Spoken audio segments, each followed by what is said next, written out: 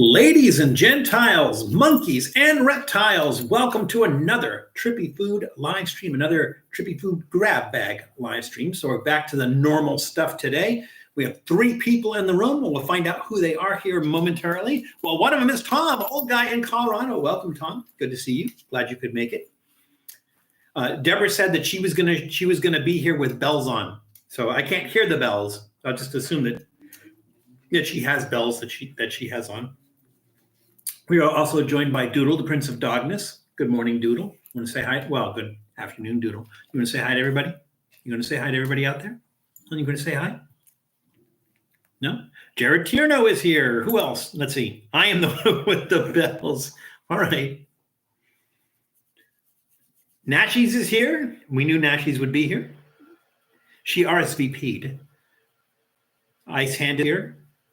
I'm not sure if Julie will be here. Now, it might be a short group today. I don't mean like height-wise. I mean, there might be less people here today because there's something going on. It's called the, what is it? The soup bowl? The soup bowl something? Something about a soup bowl? I can't remember exactly. But that's going on today. So some people might be watching that and not watching this. But we're a great alternative to the soup bowl. So you get to watch us. You get to watch Doodle. You get to watch him eat snacks. Or at least take snacks and run away. Who did I miss? I missed Jeff. Sorry. Welcome, Jeff. Good to see you. Miguel Rangel is here. So they're popping in the room like that now. Apparently, they don't watch the Super Bowl. And that's okay with me because I don't watch it either. I remember one year, it was the year the Patriots played the Bears, the Bears. I was living in Boston, and I took advantage of the fact that everybody's going to be watching the Super Bowl. So I, would go out and do stuff, right? So I went to this one restaurant. I'm sitting there, and most of the people, the part of the restaurant where you sit and eat is not very crowded because everybody's in the bar watching the game. And it was the Patriots, right? So, local boys. And so everybody's excited about the game. Well, you could tell which way the game was going because about 10 minutes into the game, people started filtering back into the restaurant part and sitting down in the restaurant part. So that was the year that they had the Bury the Bears t-shirt, which you could probably get for $5 for $1 after that. Well, now they're probably worth a lot of money, but that year you could get them for pennies on the dollar. And it was Squish the Fish, which was when they were playing against the Dolphins. The Dolphin's not a fish, but that's okay. And so they had these Squish the Fish t-shirts, and then they had these Bury the Bear t-shirts, and yeah, it didn't happen. So that's my Super Bowl experience. I don't really remember watching too much. Like sometimes I know a lot of people look forward to the commercials on there, but I always watch them afterwards. And then the halftime show depends on who's playing the halftime show. I don't necessarily watch the halftime show, but sometimes watch the performance afterwards. I remember one year it was I can't remember the name, but I can't remember the cable company here locally. They had an outage during the Super Bowl. Like everybody's watching the Super Bowl. I think it was during halftime though. It wasn't during the game itself. It was during halftime, and they had an outage. And they got so many complaints because it was in the halftime when people look forward to watching the halftime, and there was an outage. So. Yeah, it was great meeting you as well, Tom. So for those who don't know, last week, and it seems like so long ago, or such a short time ago. So last week, Tom, old guy in Colorado, came to the LA area, and we spent some time with him. We spent one day filming a bunch of stuff, and you'll start to see those. I think the first one Janice put out, and that was the one where we were at the original farmers market in Los Angeles. And we were reviewing some jellies and jams from Knott's Berry Farm. She already put that one out, and I think I kind of put that one up last week, so you could see that since we skipped our live stream last week. And then Tom, if I'm not mistaken, while he was here, he went to the original Hot Dog on a Stick, which is at the foot of the Santa Monica Pier. And I think he just put that episode out, and he's got some other, he filmed a bunch of stuff, so he'll be putting some stuff out too. And then there's one where each of us, me, Tom, and Janice filmed an episode, but we filmed something different. And we should have that up shortly. We're going to try to coordinate that so that we're putting all of our episodes up at the same time. So it was a lot of fun. A lot of fun. We got to spend some good quality time with Tom and Mrs. Old Guy, and had a nice dinner with them on Tom's birthday. So yeah, it was really nice seeing Tom. So thank you, Tom. It was good to see you. I'm glad you could make it. I remember Denver getting beat 55 to 10. Wow, that's crazy. Let's see, who else? Anybody else come in that I didn't? Well, Dave Aitken. Welcome, Dave. Glad you can make it. Who else we got? I think we got everybody else. Jam. Is it jam or? That's the thing that we had a hard time with. We're like, what's the difference between jam, jelly, and preserves? And that's not a trivia. That's not a Trippy Food trivia question. That's a valid question. What's the difference between jelly, jam, and preserves? You know, in some cases there was that Polander's whole fruit, whatever it was, and this was back, I want to say like the 80s, and they were sitting at this formal dinner, and they were past the Polander whole fruit, and then this guy says, "Please pass the jelly," and like, you know, the whole table goes silent, and the old matriarch starts like waving herself, and she's going to pass out and stuff like that. So yeah, I'm still not clear on the difference between jelly, jam, and preserves. But and then throw marmalade in that mix, and it's even crazier. But consistently, and what makes it thick, and fruit bits or no? All right. Yeah, but that doesn't clear it up for me. It just says those are different things, but which one's which? My guess is that preserves are the chunky fruit, the pieces of chunky fruit in the preserves. That's my guess. And then jelly and jam, I'm going to say that jelly is more like more of an even consistency. Jelly, I'm not sure what constitutes jelly, and marmalade, maybe just that it's orange. It's made from oranges, and I know it has like orange peel and stuff in it, but I don't know if marmalade is strictly orange, and maybe that's what it is. Jelly is smooth, doesn't even have to have real fruit. Jam has real fruit. Okay. Mrs. Old Guy, Miss Old Guy, young Mrs. Old Guy. There's a lot of young olds and Mrs. Doodle, you're all antsy here. I guess you want a snack, right? You want a snack? Did you say hi to everybody? Here, you get to say hi to everybody first.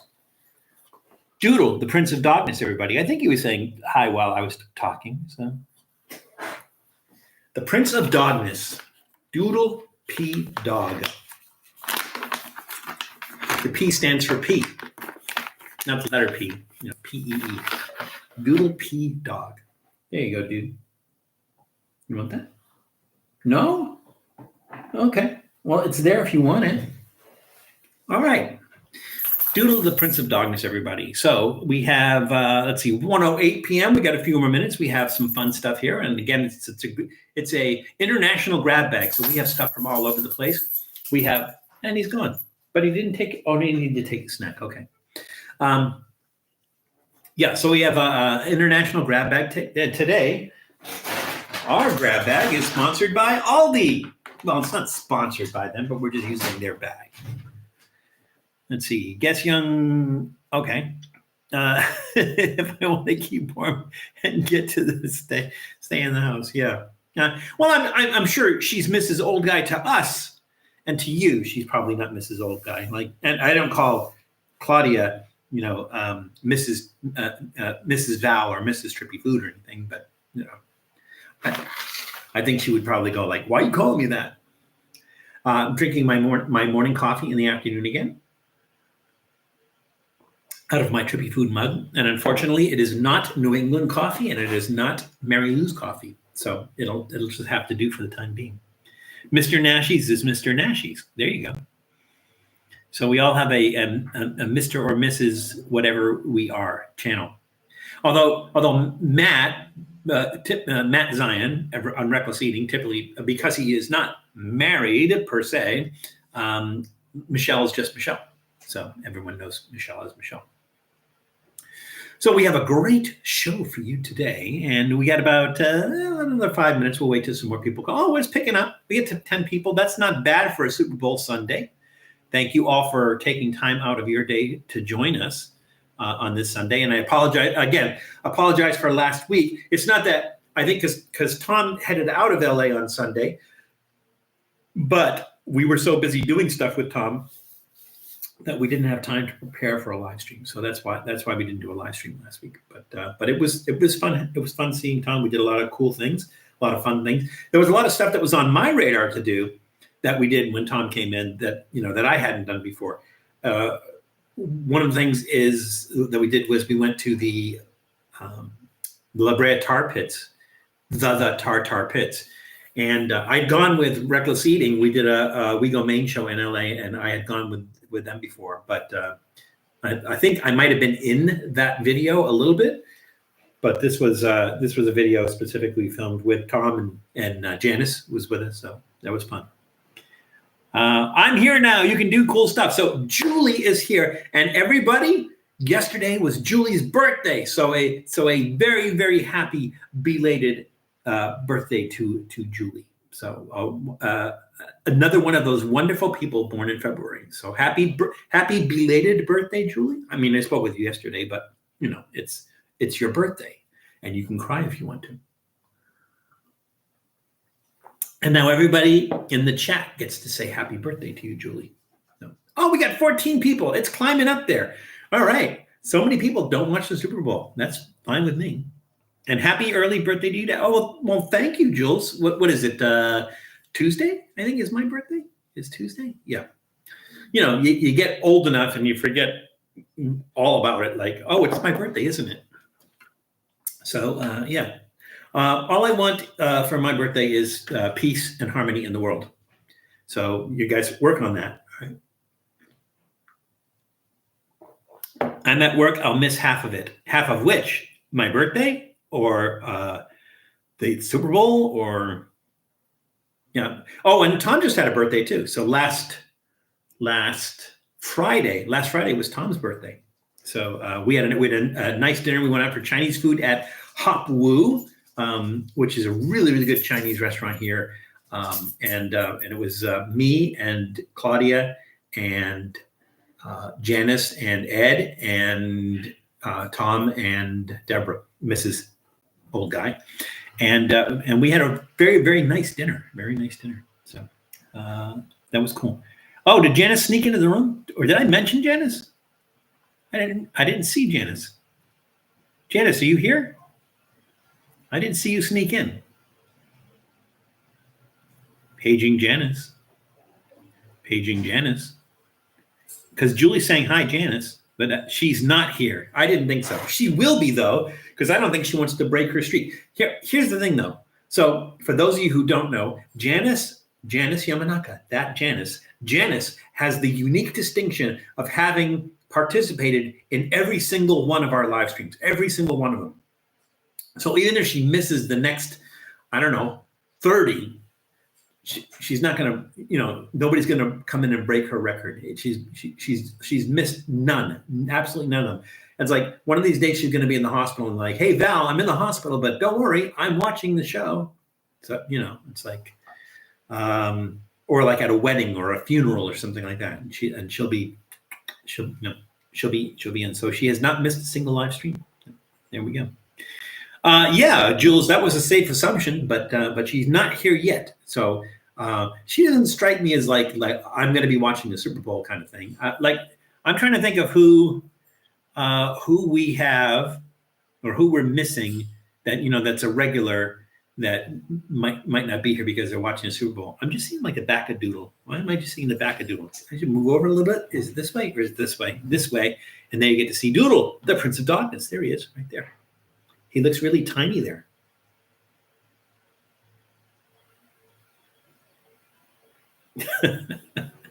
I'm easily amused. Hey, Eli's here. Welcome, Eli. Did I miss anybody else? Have I missed anybody else? Some woman asked me at a restaurant if I was turning 27. I hope her hangover wasn't too bad. Bless her heart. Well, it could be that she brought her glasses in the car too. You never know. No, you look very young, Jules. And it's like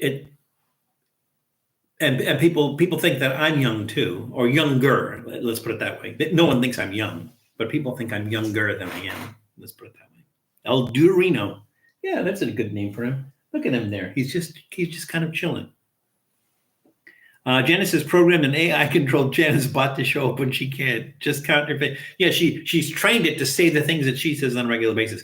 Because you have grandma's great skin. That was sorry, Jules, but that the reference to that you and I will get, and maybe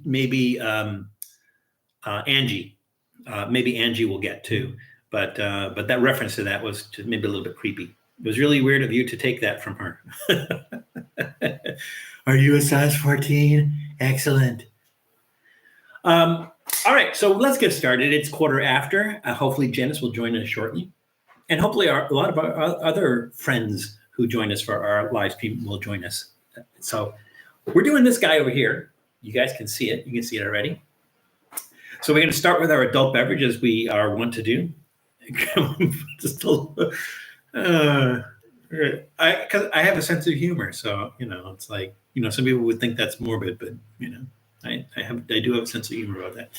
All right, so we're going to start off with our adult beverage, and our adult beverage for today is Anstadt Steam Brewery Dark Beer, and that's actually not made from the Anstadt Brewery because there is no more Anstadt Brewery, but it is made by the Brauernik Staropolski or Staropolski Brewery, and it is made as a tribute to the Anstadt Brewery. So the Anstadt Brewery was originally founded in Zdunska Wola by Zenon Anstadt in 1892. It was purchased by Joseph Unger and Simon Furstenberg in 1919, and eventually it just kind of went away. But he was one of the first brewers in Poland.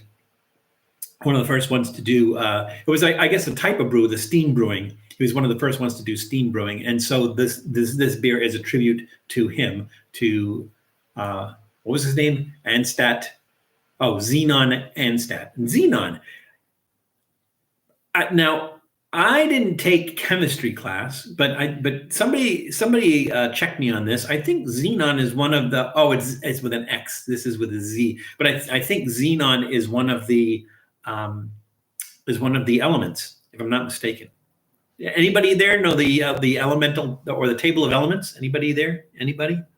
A noble gas. It is very noble. Yes, very, very kind and noble. Xenon. So it is one of the elements then. Okay. All right. So being that this is a product of Poland, this beer is a product of Poland, we will ask a trivia question about Poland. And the question is, what poet is regarded as the Polish Shakespeare? Again, what poet is regarded as the Polish Shakespeare? That's close to the name they put on your coffee at Starbucks. Yeah, exactly. Yeah, it could be anything. All right, here we go. I'm going to be honest with you. One of the reasons that I picked this particular beer is because I just love this. Now, do you guys remember the beer that you could get back in I want to say the 70s and the 80s? It was pretty popular. It might still make it, but it had this type of top on it. Does anyone remember the name of that one? Anybody? Starts with a G. No, not. Let's do that. I mean, it might have, but the one I'm thinking of starts with the letter G.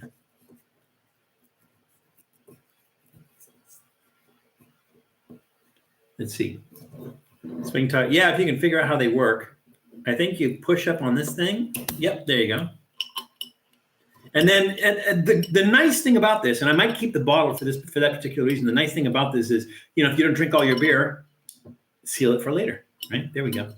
It's Janice. I met Fred. Used to do a couple of reviews before we go to Castle Park and Riverside for their Mardi Gras event. But but you're here, Janice, and I think that's the important thing. So welcome. No, it's Grolsch. Grolsch was the beer. It came in a green bottle, but it had this little thing on the top of it and everything. And again, it wasn't important for us to be able to save it like that, but it was just a cool bottle. And so basically, you don't drink the rest of the beer. You want to save it, put the top on, push down on that, and then it seals that so you can drink it later and it doesn't go flat. So here we go.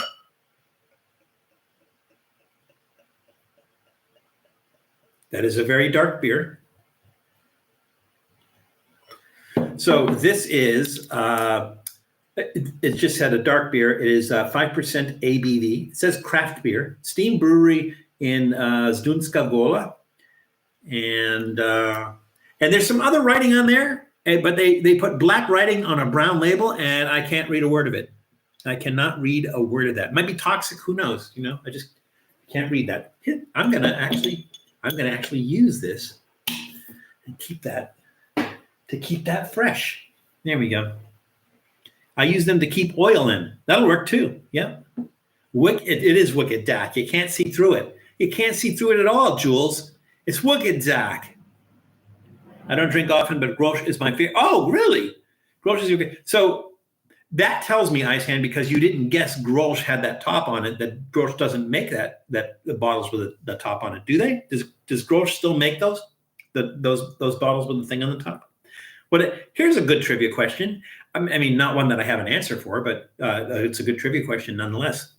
What is this thing called? Come on, Janice, you have to know. You're the one that knew nucleation. And there might be a Trippy Food beer tornado going on in this glass, but it's so dark you can't tell. Oh, it's so dark. I'm sorry. They do make it with ceramic tops. Oh, okay. Yeah, they used to a long time ago. A single door.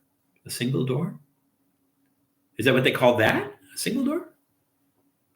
A dongly do. Yeah, that works.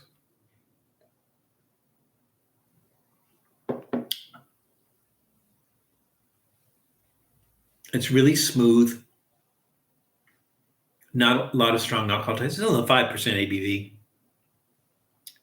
It's a little bit creamy, and a little bit. It has a little bit of a taste of like coffee grounds.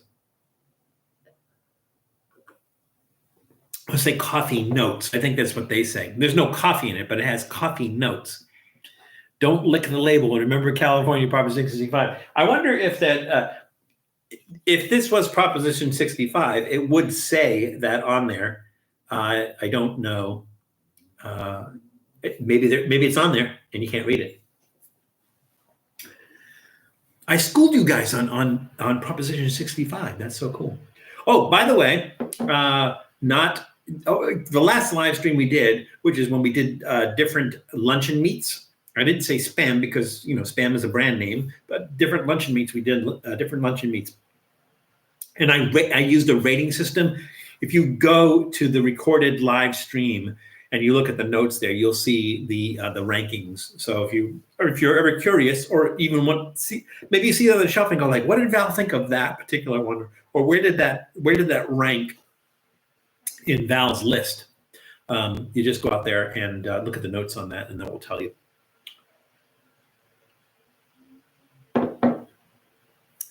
This is it's a little bit, I want to say like a little bit thin, and I don't know if I'm making myself clear on that. It just like some other dark beers, they just have like this kind of thickness to this texture, I guess, more than anything else. And this one doesn't have that. It's kind of like a watery texture. It does have a good taste. It's relatively inoffensive. It's pretty good. I'm gonna give it a thumbs up. Maybe not an enthusiastic thumbs up, even though it's not amazing, but it is pretty good. It's a good swimming beer. It doesn't have that. It's not muy fuerte like a stout or something that you could use it for like a dessert beer, or even affogato with ice cream, or a float. It doesn't lend itself to that. I don't think this would make a good float. It would be a good beer to pair with like meat, like it would be able to stand up to like a strong, meat flavor or something like that. But it is actually pretty good. All right, so let's review our trivia question. Our trivia question is, what poet is regarded as the Polish Shakespeare? Let's see what the guesses were on that. Somebody said Chuck Rowland, but I'm not sure if that was a guess for that one. Let's see. Polish Shakespeare, where are you? I don't know if anyone guessed. I see. Oh, wait, no. Tom, old guy in Colorado, said Adam Mickelvitz. Let's see. And that looks like the only guess. It is, in fact, Adam Mickelvitz. You are absolutely correct. Adam Mickelvitz is regarded as the Polish Shakespeare. All right, let's see. Did I miss anything here? Had a very nice nitro fruit beer. There's a lot going on there. At Yard House, and you have Yard House out here. The nitro made it super smooth. Sometimes, like that nitro Pepsi they did, I mean, like to me, it was like it tasted flat. But and there were bubbles then. They're just really tiny bubbles, and it just for me, it was like it made the Pepsi taste flat. So it's called Bugle or Swing Top. Janice, I believe you would know that. So this is called a bugle. Am I pronouncing that right? Bugle, maybe a bugle or a swing top.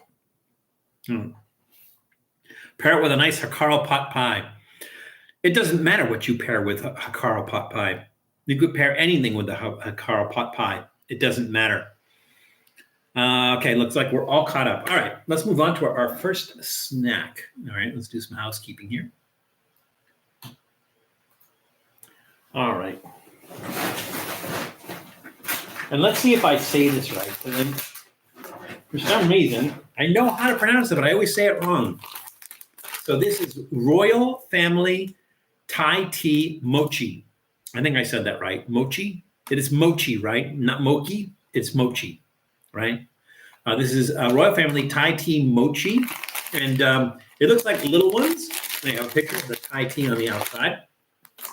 Royal Family Food, which is the company, was founded in 1985 by Huang Ziming in Natou City in Taiwan. And as long as this is a product of Taiwan, what was the name of Taiwan prior to its gaining its current name, which was Taiwan? So what was the name of Taiwan prior to it gaining its current name? And the reason I say that specific time period is Taiwan had many, many different names through the course of history. But what was the name of Taiwan prior to gaining its current name, which is Taiwan? All right, so again, this is packed in Asia, so you would imagine that it would be very difficult to open, but I don't know if you guys can see that. Is that tiny notch there, which is like,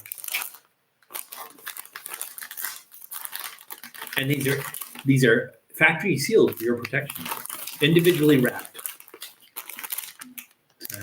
Put that over there.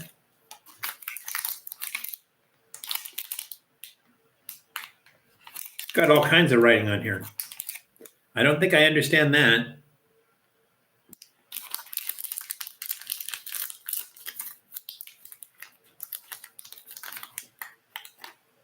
There we go.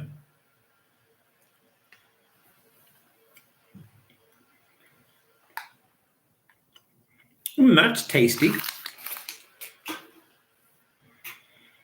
I wonder if you guys ever watch. You can find a video of them making mochi. Basically, they just pound rice until it just kind of congeals together. Usually they have these like big hammers, and I guess if it's made the traditional way, and like you have two guys with these hammers, and they go like, and then the other guy goes, and then they take turns, and they just keep on hammering this thing until it turns into this kind of gelatinous thing. But they start with rice. And they sweeten it. So this one's really good. The Thai tea flavor you get right off the bat, but then it kind of goes away. And then you just said, like, I think unless you put flavors in it, mochi, it kind of has a basic taste in it. And this one does. The taste of the Thai tea kind of wears out. You do get that like milky taste of Thai tea, but it's pretty good. It's actually pretty good. It's I've tried different mochis, including durian mochi, but yeah, it's got a pretty good flavor.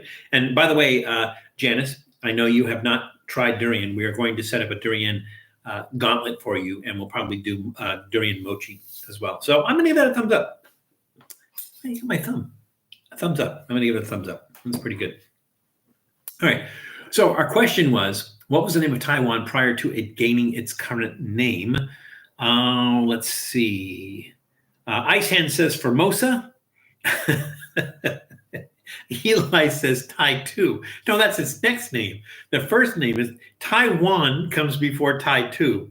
So it's Tai 2 would be its next name, not its current name. Yeah, I guess it looks like Ice Hand is the only one that guessed, and he guessed Formosa, and it is in fact Formosa. You are absolutely correct. The not the original name, but the name of Taiwan prior to having the name Taiwan was Formosa. Alrighty, let's go on to our next snack.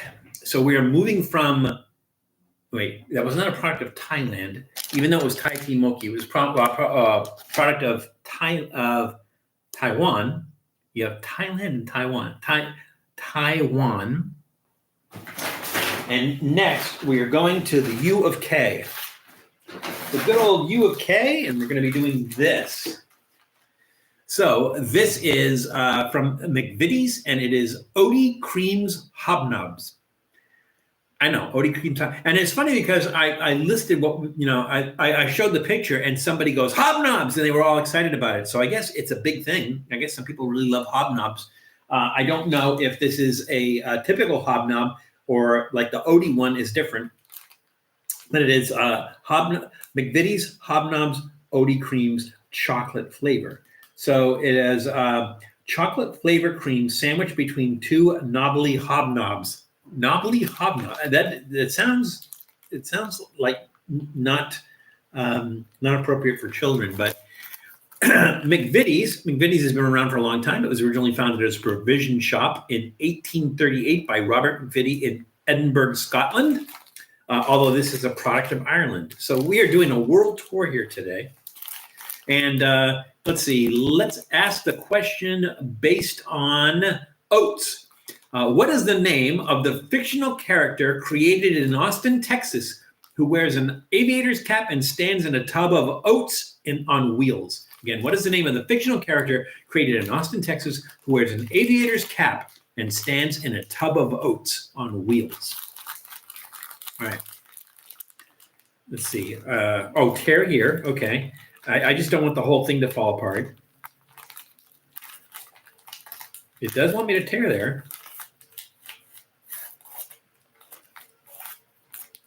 I think I'm doing this right.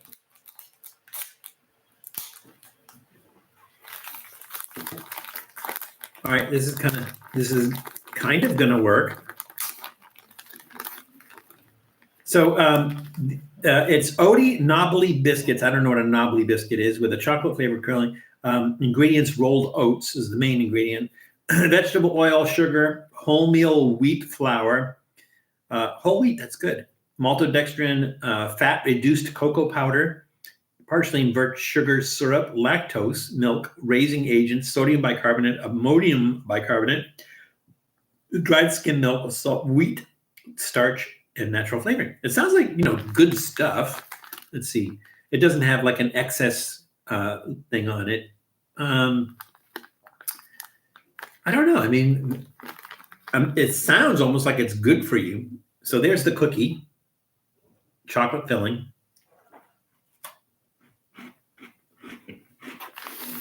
Definitely tastes oats. One of my favorite cookies, as far as cookies go, one of my favorite cookies is oatmeal raisin, one of my favorite cookies. David Wardle has a new video of him making a fluffernutter sandwich. Oh, awesome. I got to check that out. I guess they can get fluff there. And somebody says, well, you can just use marshmallow cream. No, you can't. Not to make a fluffernutter. It's not a marshmallow creamer nutter. It's a fluffernutter. It's made with marshmallow fluff. There's a big difference. This is not as sweet as I thought it was going to be. And that's a good thing. Nice cocoa flavor. Nice oat flavor. Really nice texture. It's not crunchy. It's kind of more like crumbly, like the texture of shortbread.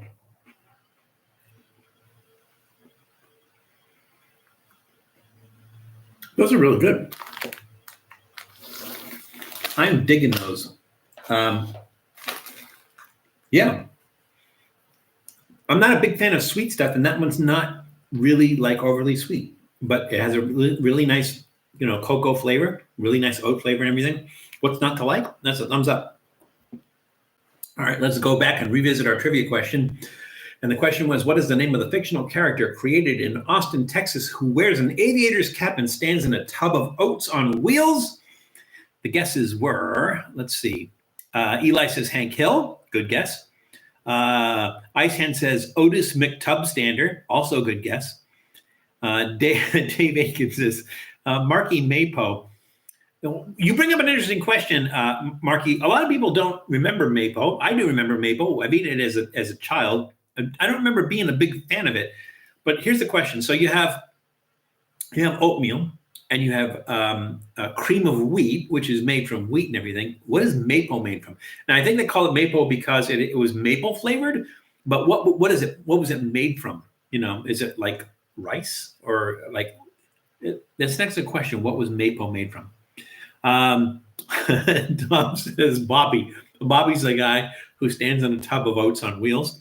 And Janice Yamanaka says Oat Willie. Well, it was in fact Oat Willie. So there was a cartoon made in Austin, Texas, and his name was Oat Willie, and he was kind of a stoner. And so there's a head shop in Austin called Oat Willie's that was named after this character who rode around, I think in his shorts, and he rode around in this tub of oatmeal with wheels, and his name was Oat Willie. So it is in fact Oat Willie.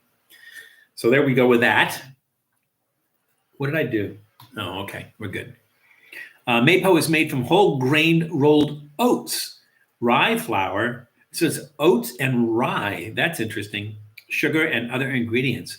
I think the other ingredients probably maybe like they call it maple because it has maple in it, or they call it maple because they just call it maple. I don't know. Go Kansas Chiefs. Well, Sonic, obviously you're not watching the game because you're here, unless you're trying to do both at the same time. But either way, we appreciate you being here. So welcome, Sonic. Glad you could make it. I take it they're winning. I don't know. Are they winning, Sonic? And who are they playing again? Who is Kansas playing against? It is Kansas City Chiefs are playing, right? Who are they playing? How far into the game is it? And who is winning? Thanks. Yes, so far the Kansas Chiefs are winning. Okay. Trippy challenge: make a bondegi dessert. Really? A bondegi dessert? Like, wow. Put it in the suggestion box, and we'll think about what we can make. But that's a dessert like if you hate people. It's like when you were a kid and people go like, what's for dessert? Oh, stewed prunes and coffee ice cream. And as a kid, you were like, yeah. I love coffee ice cream, by the way. And I don't mind prunes. But I like prunes when they're baked and stuff, like prune bread and prune Danish and stuff like that. I like that. But yeah, I just put bondegi is like a dessert you make when you hate people. Or maybe it was called maple because you may be poor if you have to eat it. Well, we were poor, so maybe that's true. Game don't start for 2 hours. Oh, I thought they already started. I'm sorry. Okay, that goes to show what I know, Adam. Adam, did I welcome you to the room? Welcome, Adam, if I did not. I want them to win another game. Okay. I have no skin in the game or no money on the game, so it doesn't matter to me. Starts at 5:30 Eastern, 5:30 Western. Well, like 5:30 West. It had maple in it. That's what I thought, Tom. I thought that was called maple because it had maple in it. That was my impression, anyways. Something with toasted bondegi. I'd have to get the frozen one for that, I think, not the one packed in water. So toasted bondegi with grilled pineapple. No. Something that uses the bondegi in it substitutes raisins for bondegi. I think maybe that would work. That might work. I mean, it's not going to work at all, but that might work better. Spotted dick with bondegi in it. Tom and I made spotted dick. I'll have to find the episode, but Tom and I actually made spotted dick from scratch. So that was kind of cool. Any Super Bowl food reviews? Well, I mean, like what, honestly, Super Bowl food is just like tailgate food, honest. I could have called this the Trippy Food Super Bowl tailgate party, right? And then we'd be eating all this stuff and people would go like, well, do you eat that for a Super Bowl? I don't know. You eat hot dogs and hamburgers and beans and 7-layer dip and stuff like that, I think. So to be honest with you, I don't really know. I just can't think of anything that you would say would be. Now, what would be a good take on that is, I think somebody said that it's Kansas City playing Philadelphia, right? So if you did like some regional foods from Philadelphia and some regional foods from Kansas City, and you did that as a live stream, I think that would work. I'd have to go and look into it. Like, what did make a cheesesteak, right? What else? Tasty cakes. I think tasty cakes are from Philly, or at least from the Philly area. They eat a lot of scrapple there. So it's mostly like big food items. So I guess the fun thing would have been to do like a tailgate party where we're making foods from Philadelphia and foods from Kansas City. But that's like cooking stuff. Like, what are you going to make from Kansas City? You're going to make ribs, right? Thank you, Tom. That is the, which video is that, Tom? Which video is that you posted? Oh, the spotted dick video. Yeah. Yeah, it did turn out really well. I liked it. It did come out pretty good. So maybe we make bondegi spotted dick. Maybe that's what we do. Cheesesteak versus ribs. Yeah, we'd have to drag that out, though, to make a whole live stream about, eating cheesesteak and ribs. You should do a video for the Super Bowl where you make all the traditional Super Bowl dishes, but in soup form, and call it Super Bowl. So funny you mentioned that. I'll have to see if I can find a video of it somewhere. So Eddie Lynn, I decided I would go with him when he did this. Eddie Lynn went to this place called the Super Bowl of Pho. And I can't remember exactly where it was. It was somewhere out like San Gabriel Valley or something like that. And they have this thing called the Super Bowl, which is like this really, really big bowl of pho. And you had to eat it all within an hour or something like that. So he went and he took that challenge. Now, they didn't have the big bowls at the time he went out there, so they gave him 3 bowls of pho. So he had to finish the 3 bowls of pho within an hour. Now, what they did was they brought all 3 bowls of pho out at the same time. And as he was eating, I was looking in the second and third bowls of pho, and you could see that the noodles were soaking up the broth, and they were expanding. And I just mentioned to Eddie, I was like, my guess is that's happening in your stomach right now. And so he did manage to finish all of it, but the problem was he couldn't talk afterwards because it expanded so much that it was like actually up into his esophagus. The food was like all the way up there. So yeah, I guess in some ways you could say he won, and in some ways you could say he lost. So let's see, Kansas at St. Louis, Kansas St. Louis ribs. Yeah. Well, I can't, hang on. So Kansas City is in Missouri. It's my guess. I believe, if I'm not mistaken, that Kansas City is in Missouri where they play, but it's across the river from Kansas City, Kansas. So I guess you'd have to just focus on Kansas City's Missouri. Sort of like, what's the other one? St. Louis. St. Louis is across the river from East St. Louis, but East St. Louis is in Illinois and not in Missouri. So there we go. Yoshinoya beef bowls. Yoshinoya beef bowls. Is that an answer to something, or did I miss something with the Yoshinoya beef bowls? Was that a suggestion for something? Like a Super Bowl suggestion? I'm not sure. Sonic, can you clarify that? Spotted bondegi deck. Yeah. It sounds creepy, but it sounds like that would work. Well, it sounds like that's what I should do. Is if I was going to make a bondegi dessert, I would probably make bondegi spotted dick, I think. And may God have mercy on my soul. All right, let's move on and let's go to our next snack. So we reach into our Aldi grab bag. Again, not sponsored by Aldi. Nobody sponsors us. Well, you guys do, but nobody. We don't have sponsorships. Let's stick that guy up here. And this time we're going to Switzerland. Yeah. Okay, so this is the Oreo Milka chocolate bar, and we've done a lot of Oreo things. Like remember the Oreo Coca-Cola and the Coca-Cola Oreo, and Oreo flavored this and Oreo flavored that, and that Oreo, and whatever. So this is just one of those ones to add to the list. This is Oreo Milka chocolate bar. This is a product of Poland. Milka is a Swiss brand of chocolate. It was originally made in Switzerland in 1901 by Suchard. Which was founded in 1825 by Philippe Suchard in Neuchâtel, which I think means Newcastle in English, in Neuchâtel, Switzerland. It's been produced by Lorach, Germany since 1901. In 2012, it was acquired by Mondelez International. So it's either Conagra or Mondelez International. They own everything. All right.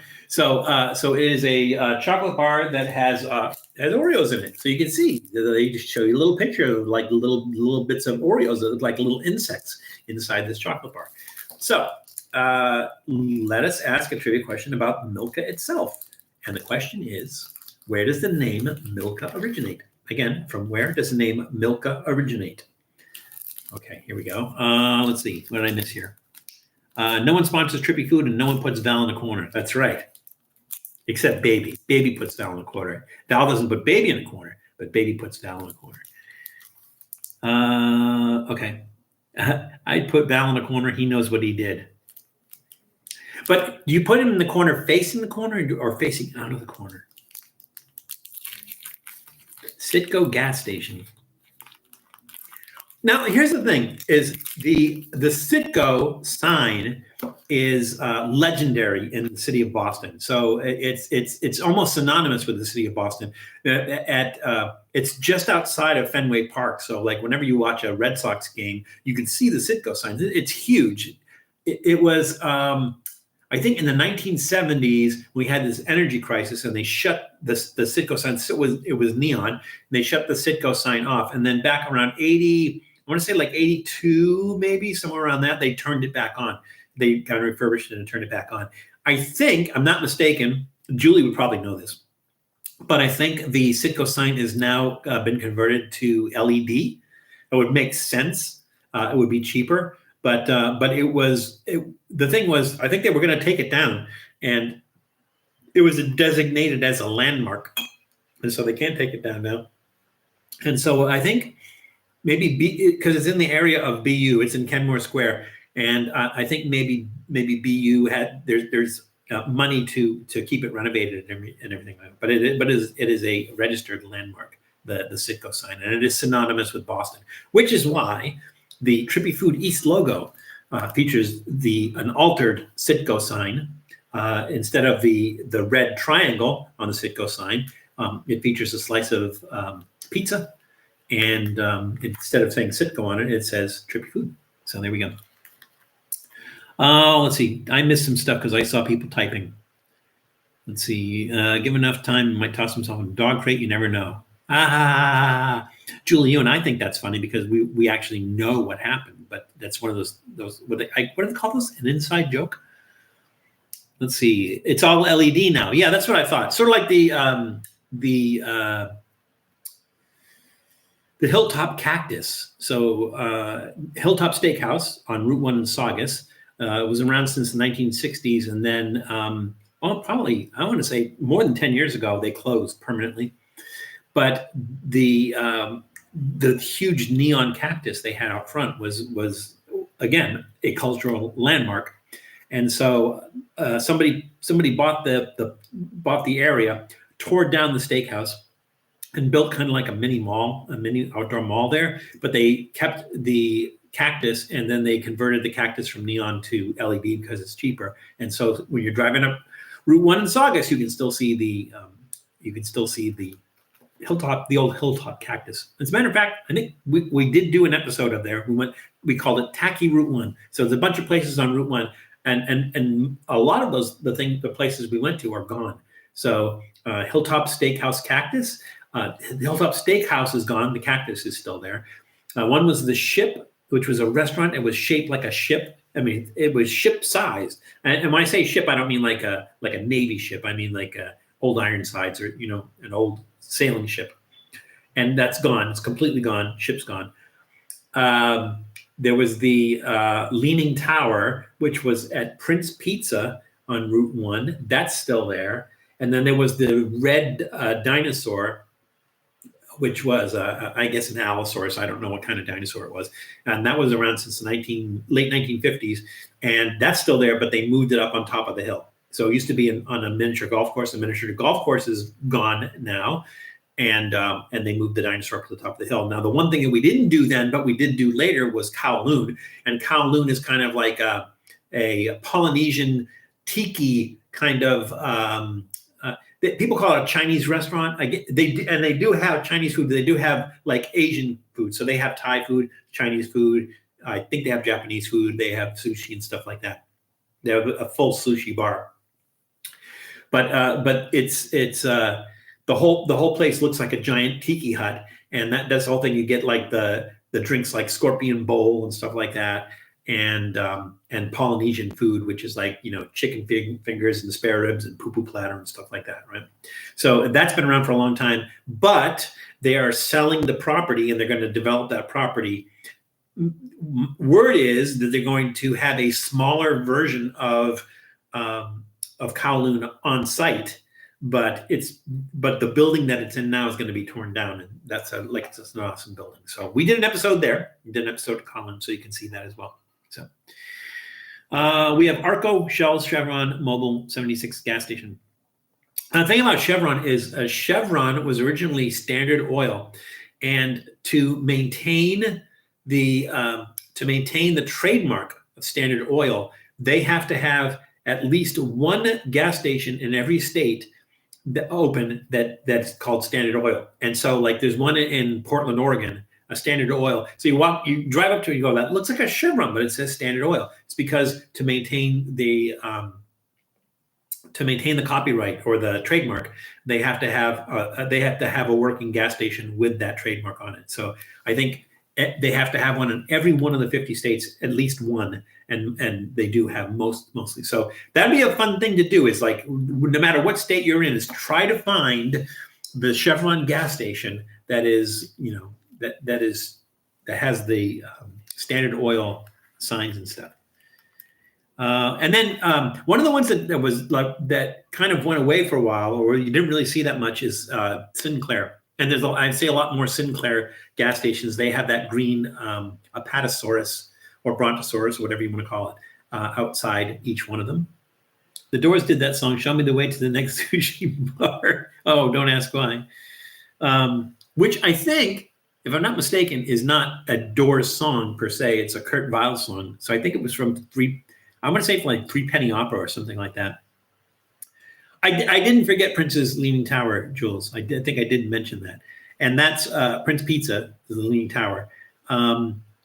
I think Route 1 was ranked the tackiest roadway in America. I'm not surprised. And we're talking about Route 1 from Maine to Florida. It goes all the way from Maine to Florida. And no matter where you are, you can find a tacky section of Route 1.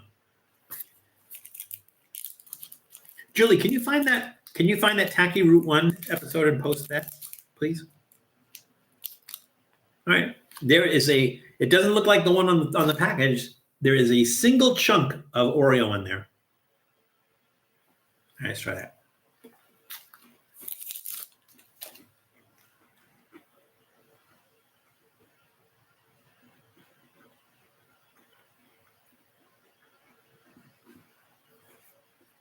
It doesn't taste like Swiss chocolate. It almost tastes like Hershey chocolate. And that's not a good thing. Nestle's chocolate's pretty good. Hershey's chocolate, not so much. Now, the thing about this is that, you could see that chunk of Oreo in there, but it loses a little bit of the texture. It doesn't really add much to it. And then again, that chocolate is like, meh. Maybe I just don't like milk chocolate. I don't know what it is, but it's just it's okay. It's I'm going to give that a thumbs in the middle. The Oreo doesn't really add much to it or anything, but we gave it a shot. I didn't ask the trivia question, so I'll ask it now. The question is, no, I did ask, from where does the name Milka originate? So let's see what the guesses were there. Where are the guesses for that? I don't think anybody guessed. I could be wrong. If you guessed, let me know. But I don't see any guesses. You guys want to throw that out there right now? From where does the name Milka, so that you know it's Milka, so where does the name Milka originate? Anybody want to throw that out there? Oh, thanks, Jules. Julie posted the Tacky Route 1 episode, so you can see the hilltop cactus, the orange dinosaur or red dinosaur, depending on whose opinion it is, the Ship restaurant that's no longer there, and the Prince Pizza Leaning Tower.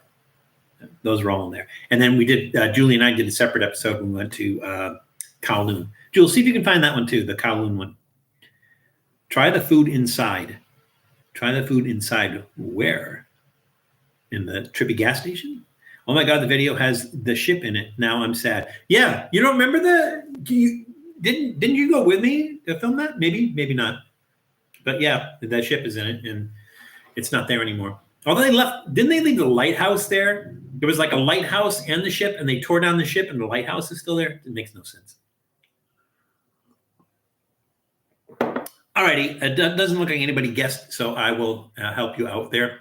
From where does the name Milka originate? The name is a portmanteau of the Swiss words milk, M-I-L-C-H, for milk, and cacao, which for cocoa, K-A-K-A-O. So they put the words together. Milka is milk and cacao put together. All right, there we go. A little known and even less cared about fact. All right. So we got, I think we did three snacks. We got one more, and then we're doing our soft drink. We are almost at the top of the hour, so we're doing great. Time-wise, we're doing great. Have you ever been to the Goonie House? I did not, Eli, ironically, because that is in Astoria, Oregon. It was where they filmed the Goonies. And ironically, I've been to Astoria a bunch of times. Julie went to Astoria. We have a video from Astoria Column. I think we did a Trippy Food video up at Astoria Column. And so the only Goonie filming location I've been to in Astoria is the jail. So the jail is now like a film museum, and maybe they even still use it for filming and everything. But I've not been to the Goonie House. Now the thing about the Goonie House is the person who owned the Goonie House previously didn't like people coming up to it and everything. And so they put a fence around it. You couldn't even see it. They couldn't even get close to it and everything.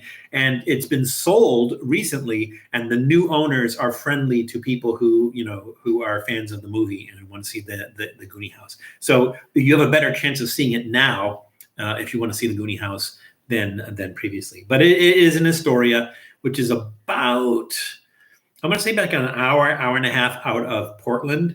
Astoria is the farthest point northwest in Oregon. Once you cross over, it's where the mouth of the Columbia River, and it's Columbia with a U, the mouth of the Columbia River is, and when you cross over the bridge, you're in Washington State, and I think it's, I'm going to say Long Beach, Washington, on the other side of that bridge. So no, we didn't, Jules. We didn't go to the Goonie House. We did not go to the Goonie. We went to, there was an old mansion that we went to, but we did not go to the Goonie House because back when we were there, you couldn't go up to the Goonie House. There was nothing to see, and you couldn't get close. And the people who lived there didn't like people going up to the Goonie House. So we did not see the Goonie House unless you went separately. But there we go. All right, fourth snack. Then we do our soft drink. And again, we're doing fine. Let's see, what are we doing next? Oh, we're doing that next. Okay.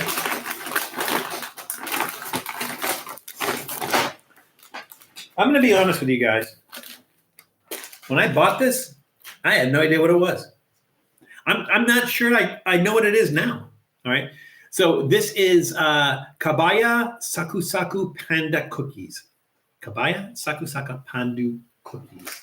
So there's the panda. This one was punched in the eye. That one is just got electric probe, and I don't know what the deal is with these two guys here. So they're panda cookies. This is a product of Japan. So again, on our world tour, Kabaya Foods was founded in 1946 by Nozu Katsumi in Okayama, Japan. So here's a terrific question for you. What is the name Kabaya in English? What is the name Kabaya in English? All right, so interesting packaging. Let's see. Is there a proposition? Yes, there is a proposition 65 warning on here, as I knew there would be. As far as I can tell, they're cookies. Flour, sugar, it's wheat flour, sugar, chocolate, unsweetened chocolate, whole milk, margarine, not butter, margarine, soybean oil. There's some weird stuff in here. Well, it has margarine and it also has butter. Margarine and butter. Why? Almond paste, soy lecithin, salt, caramel, dried egg powder. There's some weird stuff in here. There's some stuff that just does not make sense whatsoever. Contains wheat, tree nuts, milk, soybeans, and egg. Contains bioengineered food ingredients. There's a robot in here. We saw a few of the Goonie places. Which places did we see, Jules? I don't remember. Haley has had these? She likes these? Are they made with real panda? That's an excellent question. I'm cutting off my head. I'm going to lower that a little bit. There we go. That's better, I think. That has a little zip thing that you tie off, but then you can't get the little thing open. You have to have tiny little fingers. Oh, okay, there we go. So you have the, okay, you have the, this is like just the plain cookie side, and then you have the chocolate side. Now, to me, that to me looks like a dead panda. It looks like a panda skull. So I think this is a dead panda. I'm pretty sure these are all the same. Well, okay, so they're not all the same, but the only difference is the pattern that's on them. So that one is a panda. What's he doing? Oh, he's going. And this one's dead. All right, here we go.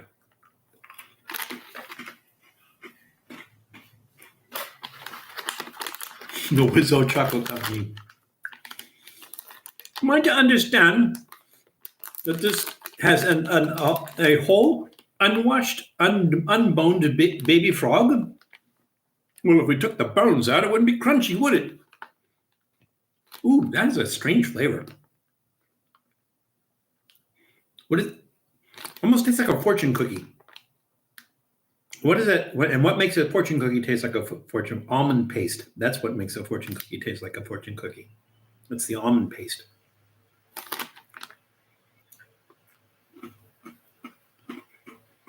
These are odd little things.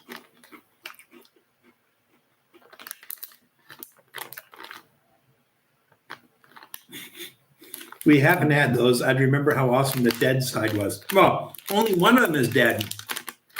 They're all different. Let's see. This guy, this one's picking his nose. But there was only one dead one. They're all doing different things. This guy, this one's wearing a tiara, I think. They all taste the same. It's like the chocolate thickness is the same thickness as the cookie. So you're getting half chocolate, half cookie. It's an really interesting variety of tastes. Where did I get this? I want to say I got these at Cost Plus World Markets, Jules. So I think the girls would love these. So see if they have.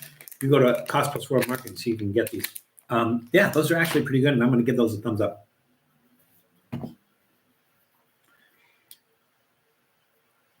Okay, Eli. Let's see, dead panda cookies. I remember we had those. All right, we're all caught up. All right, so our trivia question was, what is the name Kabaya in English? Let's see, did anybody answer that? Maybe Julie says the loon, and maybe that was the guess. Let's see. Did anybody else guess? I don't see any other guesses. It's not panda. It's actually hippopotamus. It's actually hippopotamus. The guy, Nozu Katsumi, he used to drive around in a car shaped like a hippopotamus. So I guess he was like into hippos or something like that. So the name is hippopotamus. Nobody guessed. So with Janice busy doing other things, people aren't guessing. The loon was for the cow. Oh, cow loon. Okay. Is that what they call that now? The loon? That was pretty good, actually. Cow loon. It was good. All right. Time for our soft drink. I'll let you guys figure out what that is. This is said to be Bohae Sparkling Mango. Sparkling mango, what is anybody's guess, but it is Bohae Sparkling Mango. This is a product of Korea on our world tour. Bohae Brewery was founded in 1950 by Lim Guan Heng in Jeollanam-do, Korea. And it is a sparkling beverage made with mango. So this one cracks me up because this is from Korea. There's obviously Korean writing on here. But what there's also here is, I don't know if you guys remember me from some of the things that I reviewed in Colombia, that in Colombia, when you go to the grocery store, if things have a warning on them, if there's too much salt, too much sugar, too much fat, whatever it is, high in calories, too much caffeine, they have warning labels on it. And this one does too. And they're in Spanish. So this one says, let's see, exceso calorías, excessive calories, exceso azúcares, excess sugar. This is from the Secretary of Health, Secretaría de Salud, and alto en azúcar, high in sugar.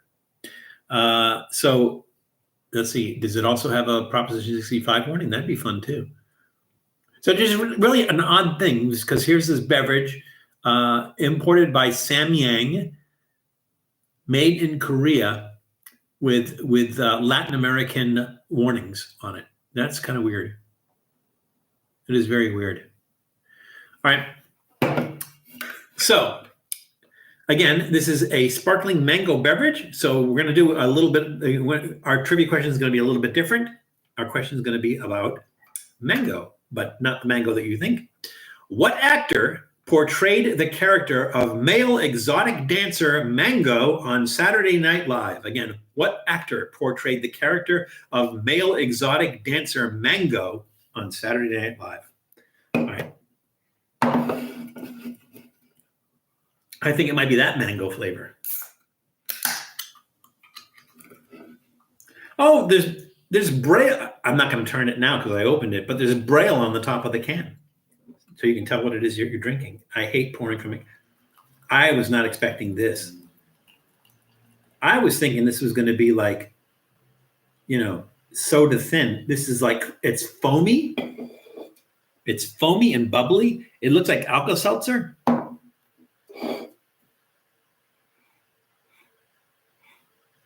Almost smells like pineapple. Let's see, what are the ingredients here?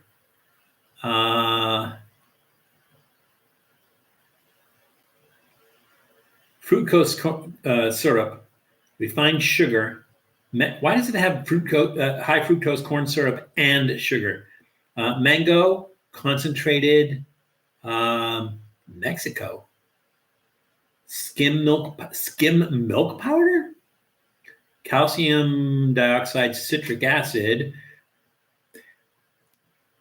Speaking of citric acid, so you guys know, like when you watch one of our videos and there's citric acid, and everything stops and I go, because there's citric acid in everything.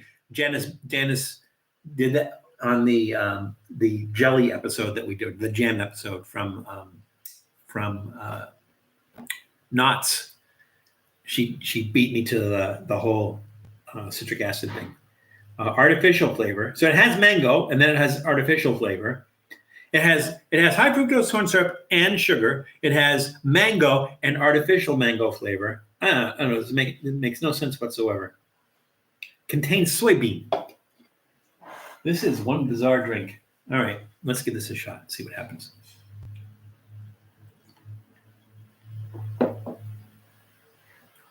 Yeah, Jules, I think they have that mango jerky. Well, it's not jerky per se, but it's like the dried mango strips. I think they have that at Trader Joe's, if I'm not mistaken.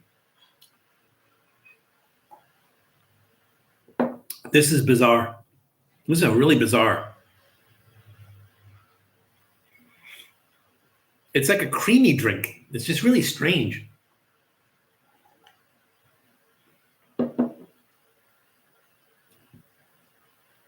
It's almost like, oh, there's that mango, man. That mango is really strong flavor. That's odd. It's odd, but odd in a good way. That's really sweet, though. I don't think I could drink a lot of that. It's really sweet, but it's a really unique drink. That would be like a good mixer, I think. Yeah, a good mixer. Let's see. What can I put in there? I see now I have this because I'm going to be redoing one of our early episodes from Be Kind Rewind. This is Malwort. And I have a feeling that Malwort would taste good in there, like mixed with that. I think it would taste good. But I don't want to do that right now because I haven't done that episode yet. So, but I do have some more. I'm going to have to go back and get another can of that and then mix the Malwort with that. I think I might do that. I think that might work. It's just a really odd cream. It tastes like a mango dessert is really what this tastes like. It tastes like a mango. It's bubbly and it tastes like a mango dessert. So that's going to be a thumbs up. All right. So let's see. Okay, let's do this.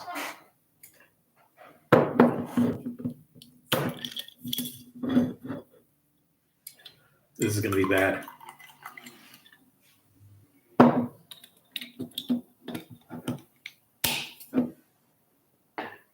It's really bubbly too.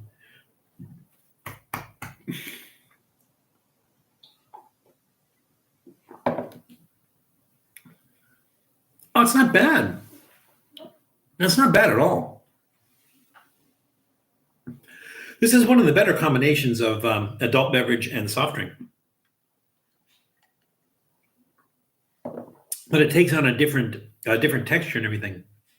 You don't get that alcohol flavor that you do sometimes. And it's a 5% ABV. It's a dark beer, so it's really strong, but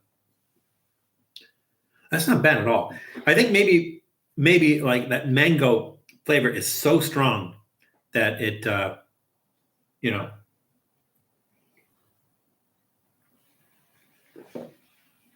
it's not bad. It's not great. It's not bad. I mean, like I wouldn't order a drink of that.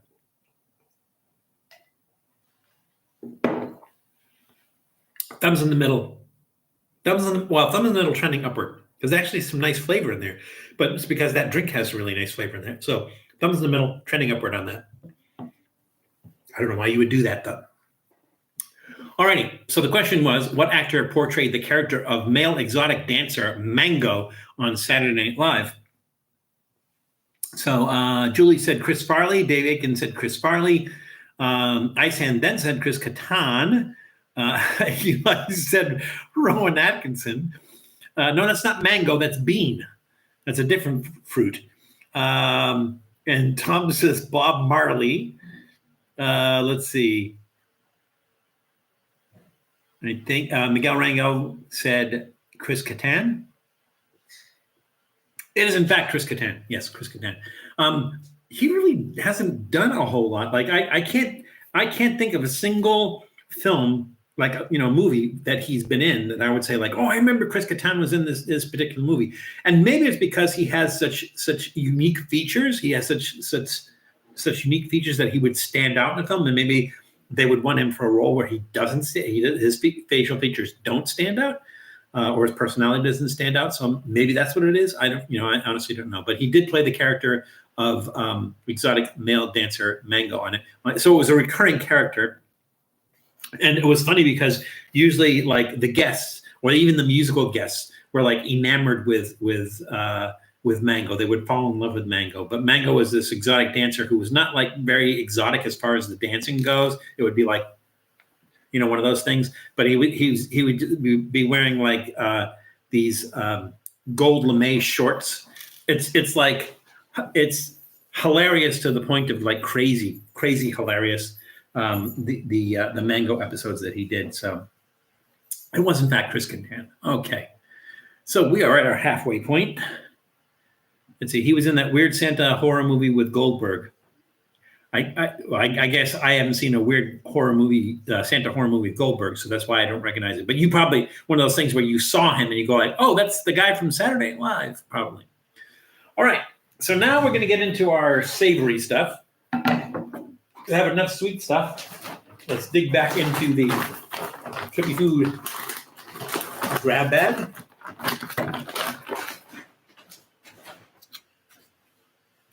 Move over there, Mango. All right, we're going to do some cheese, and we're going to do bacon gouda. This is from Old World Quality Foods. Old World Quality Foods was founded in 2010 by Andy Koziarski in Elk Grove Village. We have done one of their products before. I think it was the onion cheese. There was we did the onion cheese from this. This is bacon gouda. This sounds really, really good. Now, the thing that's odd about this is it's on a shelf. So usually cheese you find in like refrigerated. This is not refrigerated, which is really odd. But who knows? Who might argue? So again, this is bacon gouda, howda. There's all kinds of different pronunciations. I think gouda is the correct pronunciation. So the trivia question is specifically about gouda, or let's call it gouda for all intents and purposes. Not all intensive purposes, all intents and purposes. From where did Gouda cheese originate? Again, from where did Gouda cheese originate? All right, peel here. Okay, I think I will. Trivia question: what movie do mangoes trigger the line "Never get out of the boat"? Do mangoes trigger the line "Never get out of the boat"? Ooh, I don't know, Ice Hand, and I can't look it up right now. It's good for you. It's a good for me.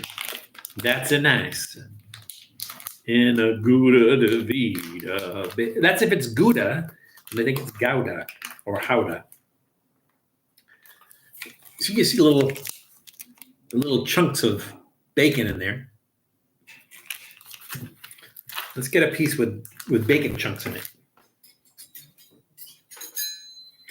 Welcome to the Trippy Food Charcuterie Board.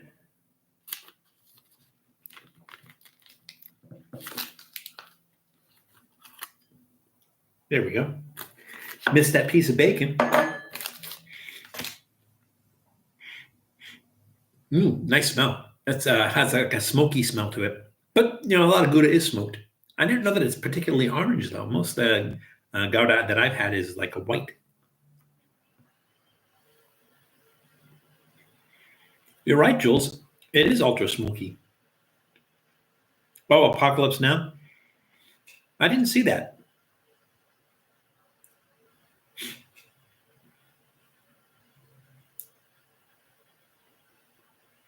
That bacon is chewy for some reason. Doctor, I have a bad case of Gouda. Is there a cream I can rub on it? Yes, and it's milk-based.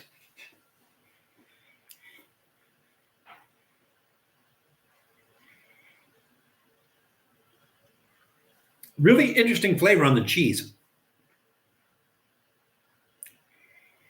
Nice smoky flavor. Maybe not enough bacon though. Like maybe when they made the cheese, they should have put like bacon fat in it or something just to kind of permeate that.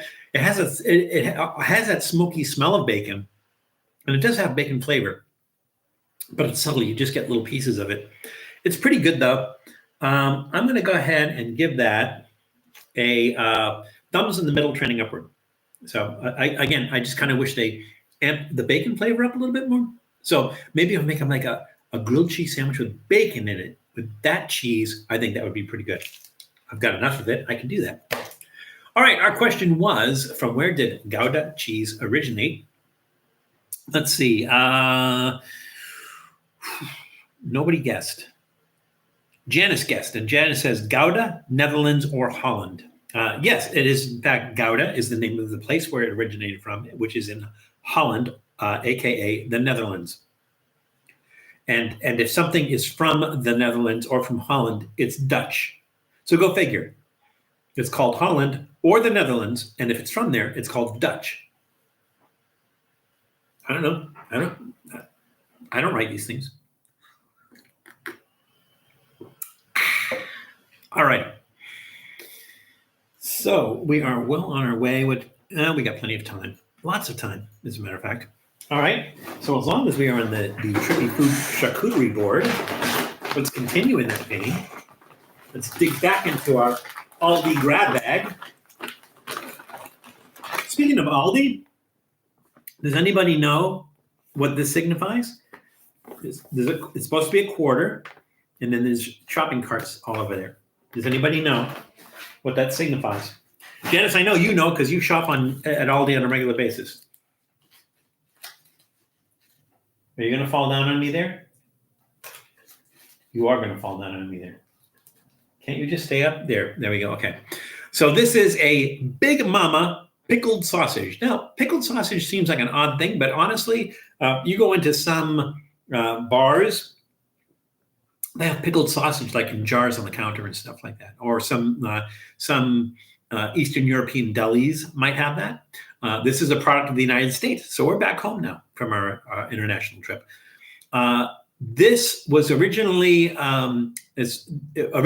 marketed as Penrose pickled sausage in 1962, and it was a product line of General Mills. So in 1962, General Mills began making the Penrose pickled sausage, and they purchased the right to the Penrose brand name from the Jones family. They had I can't remember the guy's name, his first name, Jones, but they had a farm where he had raised pigs for them to eat, but then he had too many and he couldn't figure out what to do with them, so he started selling sausages and was doing pickled sausages to make them last longer. So General Mills bought the rights to the Penrose name, the Penrose brand name, and they started marketing that in 1962. They bought it from the Jones family, who had been making sausage in Danville, Virginia, since before World War II.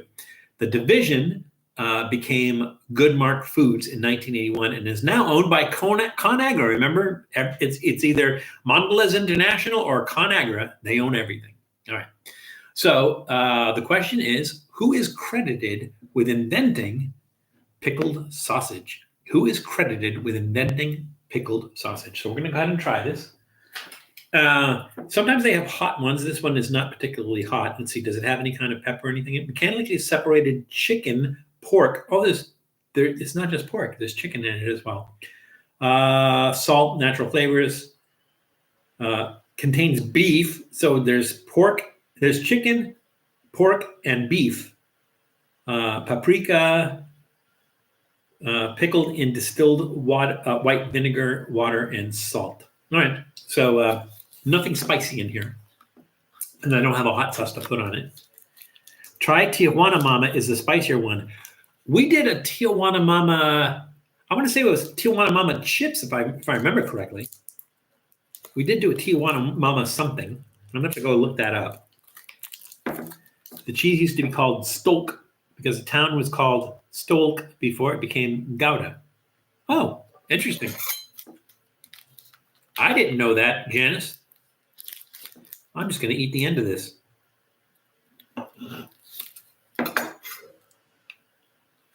Nothing to write home about there.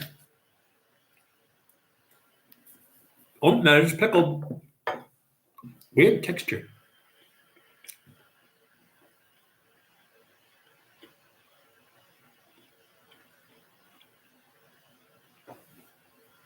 It's almost a texture of bologna, but it's firmer. Now, I didn't see anywhere, it said paprika. I didn't see anywhere that said that there was hot pepper in there. There's some heat. I don't think it's just from the vinegar though, but the vinegar is really strong. It's kind of an odd flavor. Jules, I think you and I did pickled sausage one time, I think, didn't we? Or pickled bologna. We did pickled bologna. This is, again, the flavor is kind of all over the place. So it's not like I can taste that and go, oh, that's a nice pork sausage, or that's a nice, whatever. There's a combination of meats in there, and not one of them stands out. The vinegar is really, really strong. The texture is kind of weird. It's very, very dense. It's not bad. I mean, it's a nice flavor, but It's like the other flavors. There's just, it doesn't have like a really strong meaty flavor. I'm going to give that a thumbs in the middle. Thumbs in the middle. So like, I just kind of wish they had stuck with one type of meat and it had that meaty flavor. It tastes meaty, but this could be a vegan sausage for all I know. Nothing really stands out for like any one type of flavor of meat. So yeah, I'm gonna say thumbs in the middle on that one. Uncle Spike pickled a sausage in gin. There's so many ways to take that, Tom. So many ways to take that. All right, their question was, who is credited with invented pickling sausage? That's what the question was, Uncle Spike. And then Janice Yamanaka said Samanek. And then I think that was it. Yes, and it was Czech pub owner Samanek is credited with the creation of, they called it udopenci, a pickled sausage in the town of Berun, 19 miles from Prague. So he is credited with first creating pickled sausage. And again, that's like, everyone knows this particular pub owner made pickled sausage, but who knows how many people were just doing pickled sausage before that. And I think you're going to find that to be true with a lot of this. Like the people credited with inventing the hamburger didn't invent it, right? So that is Lewis's Lunch in New Haven, Connecticut. What you can say about them is they are the oldest restaurant that served the hamburger as a sandwich. And when I say a sandwich, it's because they actually put it on white bread toast. But they're first credited with making something like what we know as the hamburger today, except instead of a bun, they use white bread toast. But there's references to people eating ground beef, a ground beef patty on bread prior to that. It's just that as far as restaurants go and everything, they're the longest running, oldest ones to be selling hamburgers.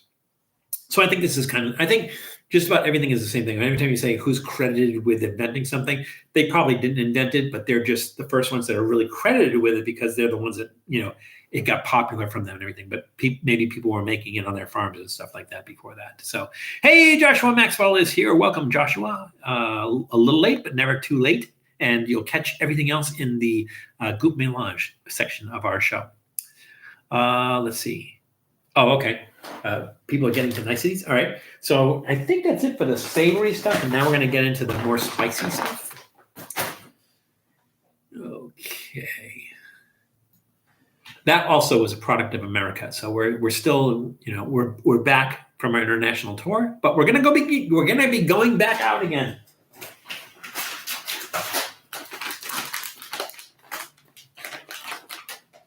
Okay, so now we are going to be doing Calbee takoyaki balls. Takoyaki balls.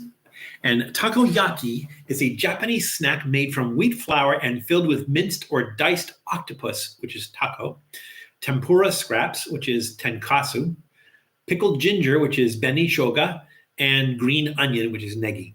All right, so that's typically what takoyaki is. In this particular case, this one does not have octopus in it, but typically it does have octopus. It does not have octopus. I don't know if this is vegan, but they specifically tell you no octopi were harmed in the making of this snack. And he has a Band-Aid around his head because that's how they kill them when you're going to eat live octopus. They cut the top of their head off. Made in a facility also manufactures products containing crustacean, shellfish, peanuts. Because they might be in there, might not be. This is a product of where? A product of Thailand. Nothing really strange in the ingredients. I don't see anything that would be non-vegan, but they don't specify vegan. There's seaweed in it. Let your taste buds take a trip through the street food stalls in Japan with our takoyaki ball. Each bite has the same savory and sweet flavor as takoyaki, but with an airy, light, crispy texture. And I think it's corn, if I'm not mistaken. Yeah, corn puffs. Oh, trivia question. Again, the product is Calbee. Where does the name Calbee originate? From where does the name Calbee originate?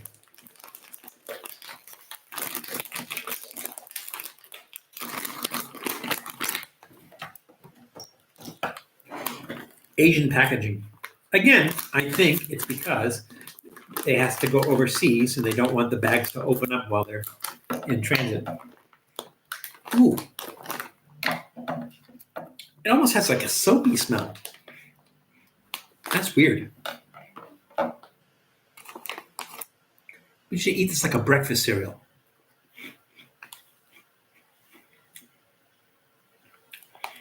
It has the texture of the original Cheetos, maybe even lighter than the original Cheetos. Yeah, you don't need teeth for this.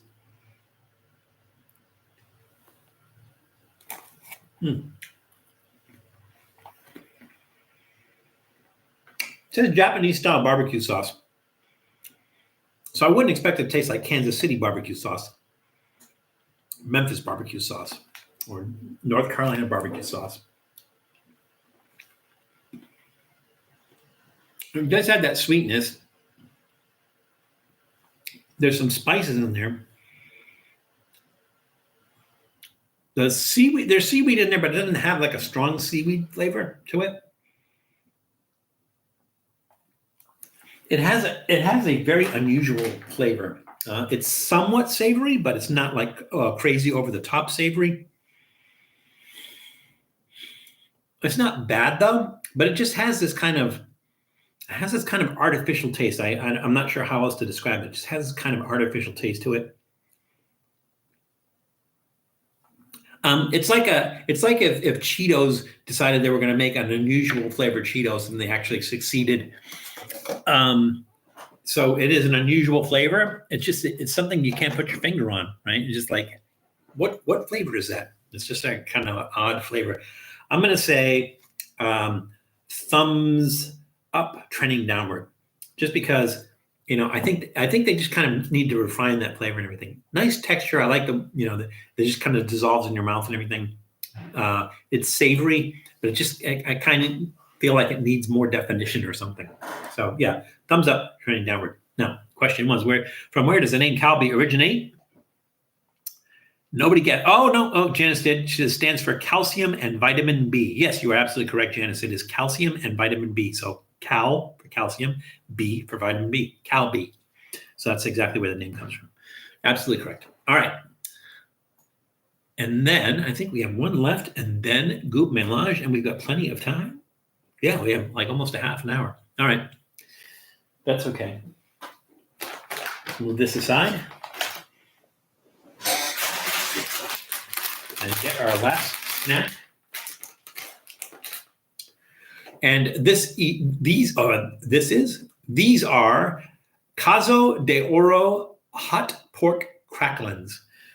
And again, we're going to start that discussion of what's the difference between cracklin and chicharron. And I think one has pork fat still attached to it, or one has the skin attached to it. And I think it's this. I think cracklins have the skin attached to it, and chicharron do not have the skin attached to it. This is from the Evans Food, or it was originally from the Evans Food Group, which was acquired by Highlander Partners to form Benestar Brands, which was founded in 1932 in Chicago, Illinois. So this has natural smoke flavoring. So the question is, what is the name of the process used to make smoke flavoring? What is the name of the process used to make smoke flavoring? So this is double cooked chicharrones, hot pork cracklin curls, hot, fried out pork fat with attached skin. So again, that's the difference between cracklins and chicharron. So chicharron doesn't have skin. Well, depends on where you're getting the chicharron. If you get like Colombian chicharron, it does have the skin on it. If you're getting like Mexican chicharron, it does not. Ingredients: fried out pork fat. Fried out, man. Fried out pork fat with attached skin, salt, monosodium glutamate, cayenne pepper. That's the heat, cayenne pepper. Cayenne pepper can be really hot. We'll see. Natural smoke flavor. Manufactured by Benestar Brands, City of Industry, California. It was a product of the United States. For generations, our authentic pork snacks have made Cazo de Oro's golden kettle a symbol of enduring commitment and pride. Guess we eat these on Pride Week. Ooh. Almost like a fishy smell. Like a foot smell. Not a good smell. No, not a good smell.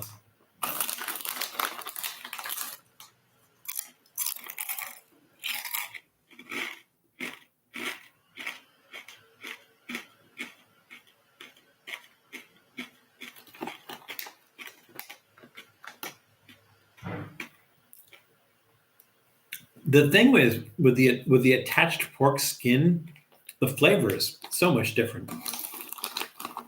Eating rocks, that's right.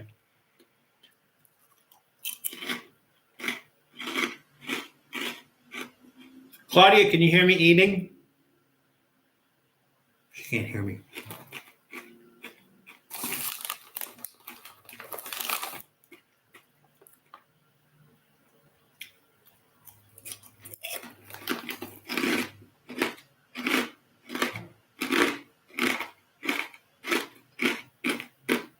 She has to be able to hear that. She's out in the kitchen.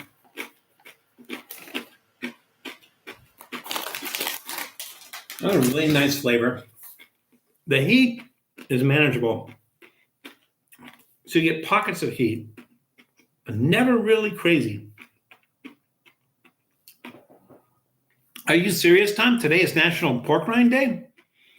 Hooray, everybody. Welcome to our celebration of National Pork Rind Day. It's almost like once it breaks down, there's almost like this silt. This like layer of silt that kind of sits on your tongue. It's really nice flavor, really nice pork flavor. And I think it's because of the pork skins. They're not greasy.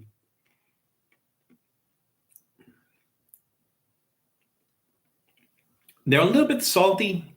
It's not too crazy, and a really nice level of heat. Those are actually really good. So those are some of the better cracklins, pork cracklins that I've gotten. And occasionally you get this piece that's like really crunchy, and then some of it's just like, like the baked Cheetos kind of texture and everything. So I'm going to say, where's my thumb? I'm going to say thumbs up. That's a thumbs up. Those are really, really good. Nothing crazy, nothing earth-shattering, nothing, like that. But let's see. She's got noise-canceling headphones on. Probably. Maybe she's texting you and telling you that. She says, I have noise-canceling headphones on, and I can hear him crunching into the room. Of course you can hear me. The microphone is right in front of you. Hey, Grub Warp is here. Welcome, Grub Warp. Glad you could join us.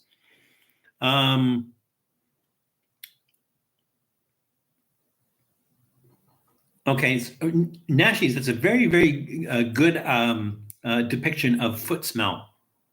I like that. I'm serious. Reviewed microwave pork rinds. Oh, nice. Cool. It is also National Pizza Day. Well, can't help out there, though. Where did I put that? I do have a pizza soup that I'm going to be reviewing. Maybe I should do that today. No, it's too late. All right, that covers everything. Oh, I did not do the trivia question, which was natural smoke flavor. What is the name of the process used to make smoke flavoring? Ice Hand says curing meat. Let's see. Janice says pyrolysis. It is in fact called pyrolysis. Natural smoke flavor is made by burning wood and capturing the smoke to create a liquid or solid concentrate using a process called pyrolysis. Alrighty. So that, did I miss something? I don't think I missed something. I did not miss something. All right. So we have plenty of time. And so we're going to, there we go. So we're going to do a gout mélange. And we can take our time with this. Pork rinds smell like kitten farts. I will take your word for that. I'm not sure that I really know what kitten farts smell like, but I will take your word for it, because that smells like, if somebody told me that's what kitten farts smell like, I would believe them. Hey, John King has just entered the room. Welcome, John. So, John, it's good timing for you, because we're doing a recap. This is time for gout mélange. So let's start with our pickled sausage.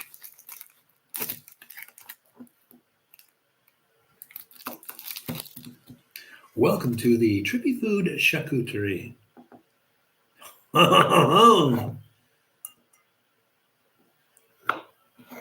have my cutting board here, so I'm not just doing this on the desk.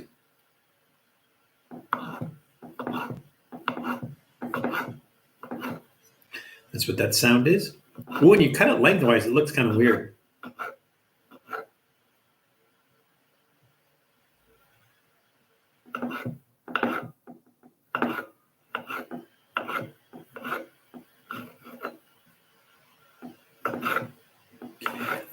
At some point in time, I actually have to do gout mélange. I mean, like the odd couple gout mélange. Now, the reason I have not done it to date is because I'm waiting to get permission from Paramount, who now owns the rights to the Odd Couple TV show. I'm waiting to get the rights to be able to use the clip from the show of him doing the gout mélange. So that's what I'm waiting on. I will try to get that done soon, though. And also, I need a hapless victim because eating that myself is going to be. I think Matt Zion from Reckless Eating. I think he's going to have to be my hapless victim for eating the gout mélange. I already have some stuff that I made that I need an accomplice to try. Somebody had suggested, and let me know if that was you, but somebody had suggested making mustard quail eggs. Now, I know you guys are saying, like, why would you make mustard quail eggs? But that's actually a thing. You can buy them. You can buy mustard quail eggs, but I didn't want to have to buy a large quantity of something that might not be very good. So I made my own, and they're in the refrigerator stewing or fermenting, I guess, is that thing. Well, why do you have this outrageous accent? Go away, Julie Barash. I'll taunt you a second time. All right, let's see. So I have the cheese and the meat. Let's do the takoyaki ball. These might just fall apart. I don't know. We'll see. I'll try to break them apart. Oh, okay. They break apart okay. I thought they were going to, like, disintegrate.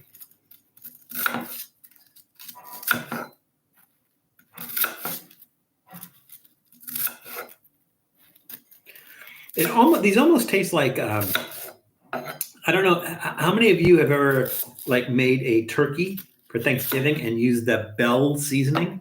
It comes in a little cardboard box. It's called Bell seasoning, and it has a picture of a turkey on it. Anybody ever use that? That's kind of what this reminds me of. I'm awesome. Well, thank you, John. I'm just me. Let's see. Okay, let's do I don't know if these are going to break apart. I don't know. I just honestly don't know. Or I have. Oh no. Okay, not bad. All right.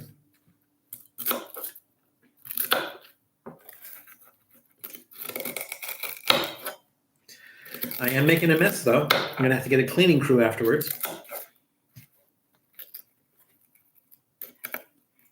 See, that's a nice big piece of skin there.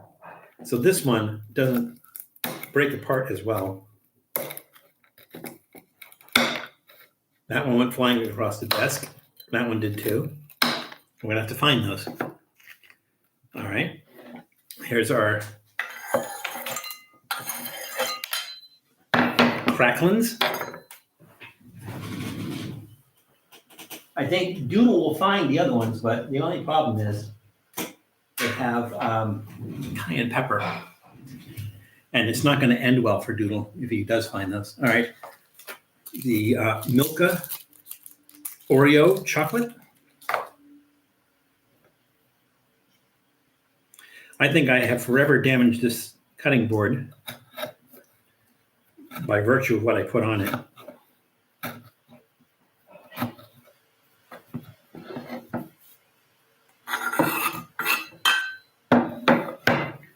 All right, and now our dead panda cookies.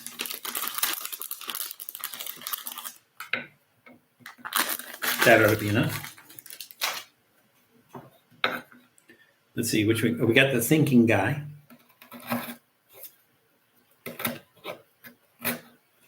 Let's see. I guess we have 2 chocolate. So this one has chocolate in it. So we have 2 chocolate things. And we have one with the tiara.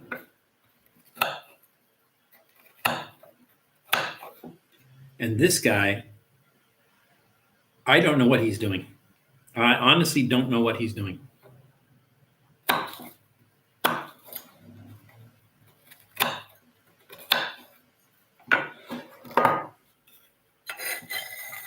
We are making the snack mix from hell.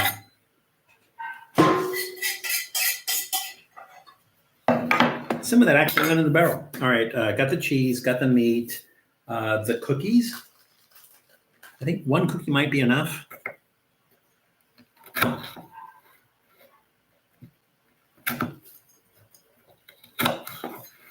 That's all with Val. Very happy early birthday. This might be your best year yet, Dad. Well, it won't be the worst. No, I shouldn't say that. Why jinx it?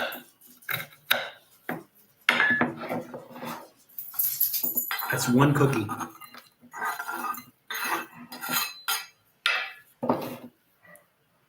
What did you smell, Doodle, that made you want to come running in here?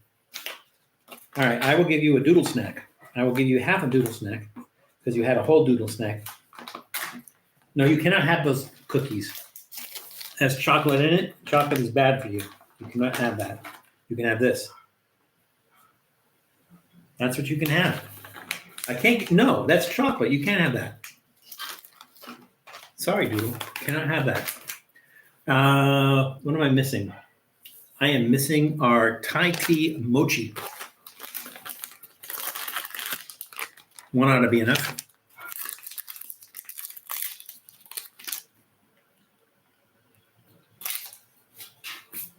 February 11th, National Val Day. Contact your congressman to make it official.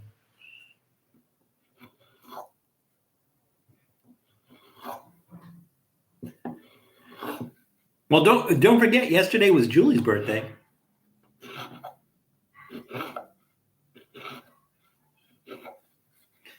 We know a lot of February birthdays. Kind of looks like a banana. May we all have a durian cake. We should have a durian cake to celebrate. Did you drop that? You did. You dropped it. Here.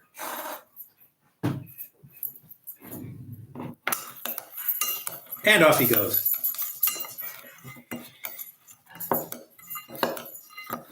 This is going to be weird because, like I said, we have that Oreo milk chocolate bar. We have pickled bologna. We have Gouda cheese. It's just a weird combination. We have mochi in there. It's a weird combination.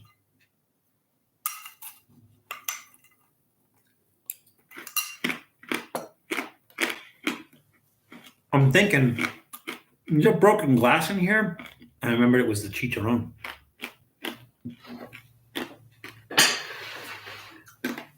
There's the cheese and the chocolate, which is not a bad combo. Really taste that. The Gouda cheese, though. It really when it's mixed with everything else, it really brings that flavor out.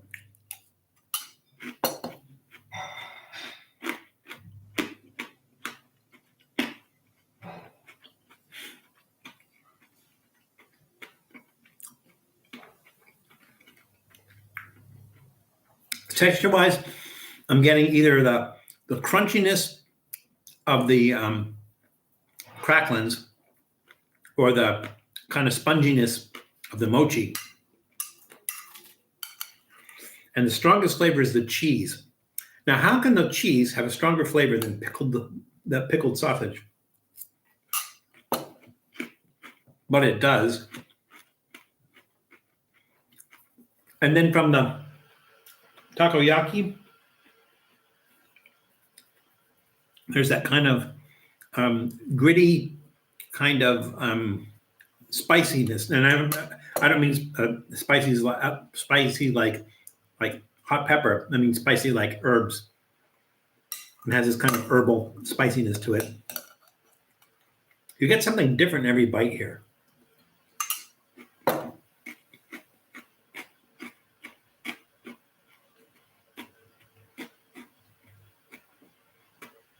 not bad.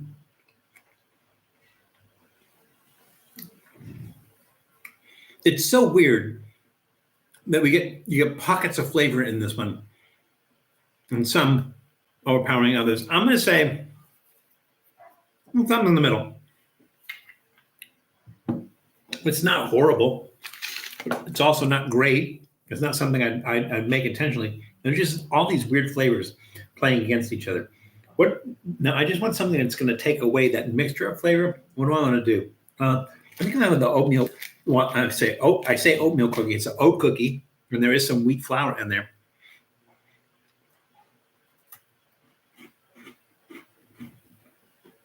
And cocoa on the inside.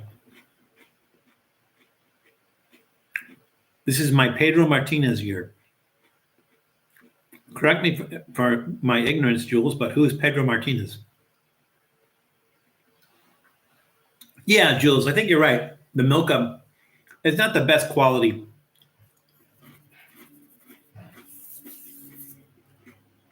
Now, here's what I don't understand.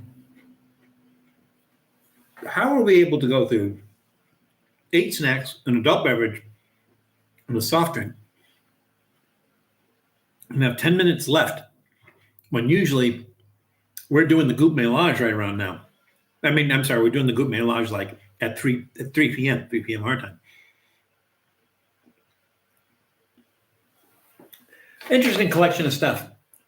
I might eat Doodle Snack, because that one's pretty good. If you guys have not tried these, and I literally mean if you have not tried them, these are really good for dogs because it's nothing but chicken. It's the ingredients. It's chicken, deboned chicken. That's all it is. And there's nothing in there that says that it is not for human consumption. I've tried these, and they're kind of like, it's like imagine chicken jerky. It's probably like a little bit more drier than your standard jerky. But I've never seen chicken jerky. I've never seen anybody chicken jerky. These, I think, are smoked over natural hardwood. Such a high quality chicken with no flavorings added, you can really feel great about giving it to your dog as a wholesome treat or eating it yourself. Right, let's do that. I haven't had this for a while. I'm just going to break off a little piece of the end.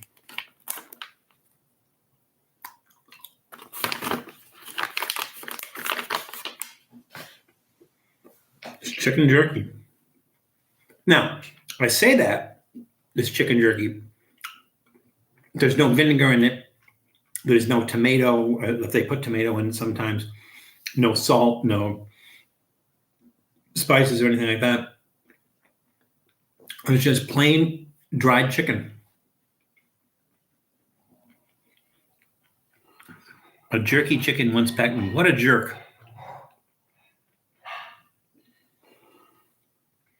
He was a Red Sox star? Oh, star. Okay.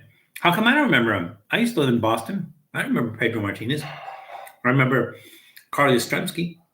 I remember Tony Canigliaro, Jim Lonborg. I remember them. I don't even remember Big Papi. For some reason, I don't remember Pedro Martinez. Oh, wait, you're going to tell me that Pedro Martinez is Big Papi? Is it? What is Big Papi's real name? Did I get that right? I don't know. I mean, it has chicken flavor, but it has just chicken flavor. So, like, if you're used to going to a restaurant and ordering chicken, you're going to cook it a certain way and serve it a certain way. It's going to have a lot different flavor than that. That's just chicken. Nobody would ever forget Big Papi. Oh, David Ortiz. No, I didn't forget Big Papi. I just forgot his name, his real name. Where are my beverages? Oh.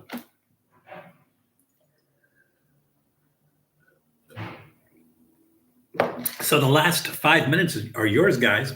So we do whatever you want. I will say that we are a very, very close, I want to say 130 subscribers away from 6,000. Now, when we do hit 6,000, we're going to do, these are a few of my least favorite things. And Val's going to eat his kryptonite. So we're very, very close. Now, Janice, I think, Janice, you just broke 5,000, if I'm not mistaken. I think you just broke 5,000. And so for Janice, I think what we're going to do is because Janice has never had durian. We are going to make a durian gauntlet for Janice, and we're gonna put Janice through the durian gauntlet. So I think maybe like we'll end with frozen durian. You know, I thought out, of course, but we're gonna end with frozen. You know, just the durian by itself. But we'll start with like durian wafers and stuff like that. But yeah, I think she just hit 5,000. I'm not sure. Are you still here, Janice? Are you still lurking while you're working? Yeah, I'll have to find out. But I think Janice just hit 5,000. Tom, if you're still there, Tom, where are you? Where are you now? And what do you have planned? I didn't think Janice had anything planned. I think we just kind of planned it for Janice. Like, hey, you hit a landmark. We've got to do something for you, right? Oh, okay. You're looking forward to it. You've never had durian before, and you're looking forward to it. Well, that's good on you, Janice. You should make a real durian gauntlet, like in the Avengers. So like you have to get like a different like piece of durian that you have to put in the glove, and then when you put the glove together, then you have the ultimate durian power of the universe. Maybe that's what it is. You're at 1,500. Okay. So do you have something planned for like 2,000 or? I did like what you did. So when Tom hit 1,000, I think is when you did what I called your amuse douche, which was basically a raw oyster with chocolate sauce, blue cheese dressing, and Vienna sausage. I think that's what it was. So, well, you've got 500 to go, but let's all get. Well, Janice is. I think Janice just hit 5,000, so she's good for now. Tom, let's get Tom to 2,000. So if you have not even checked out Tom's channel, do so. Please do so. Tom does a lot of what he does is cooking. Sometimes it gets really crazy. So he has this character of Pops Off the Clown. That's both hilarious and terrifying at the same time. But Tom has a really good channel. On Saturdays, he does a live stream where he cooks a meal, and I think he usually asks people like what they want him to cook and everything, and he cooks that live meal for his live stream on Saturdays, and it's definitely worth checking out. It was also nice to be able to get together with Tom. So Tom drove down from Colorado to Los Angeles last week and spent some time here. So it was me and Tom and Janice got together. We did a whole bunch of stuff. We filmed some stuff for each of our channels. It was nice finally getting to meet Tom for the first time. So we're on a mission from Tom. We're on a mission from Tom, like would say mission from God, but it's Tom. So yeah, if you have not checked out Tom's channel, it's Old Guy in Colorado. I think you could click on his name in the chat, and I think it will take you to his channel.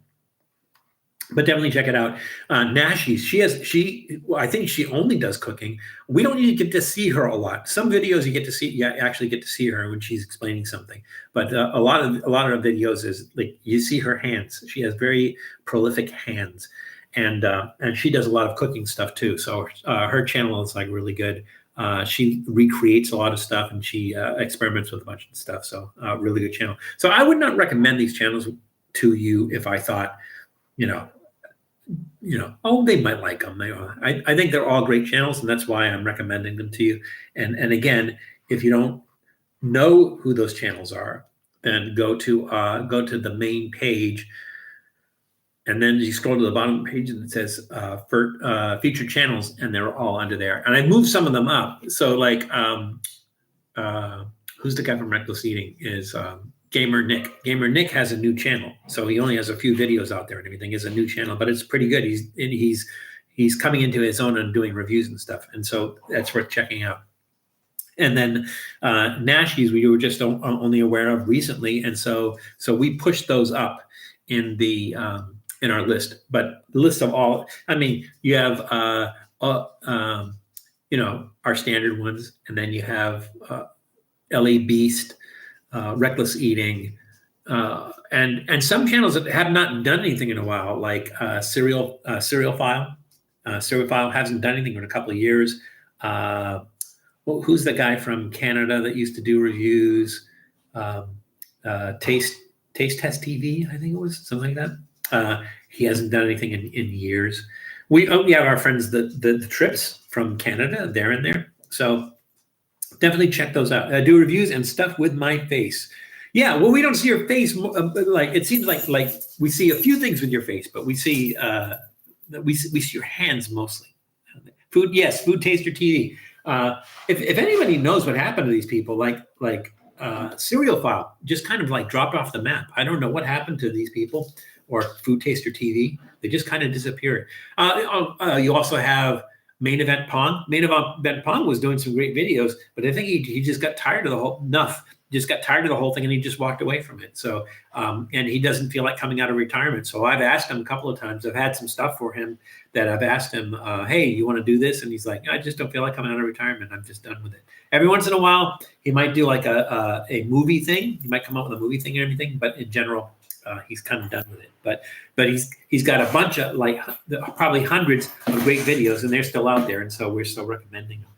It's because I'm focusing on teaching, particularly for neurodivergent folks. Oh, okay, Natchies. No, I'm saying it's a great channel, and I really like what you do,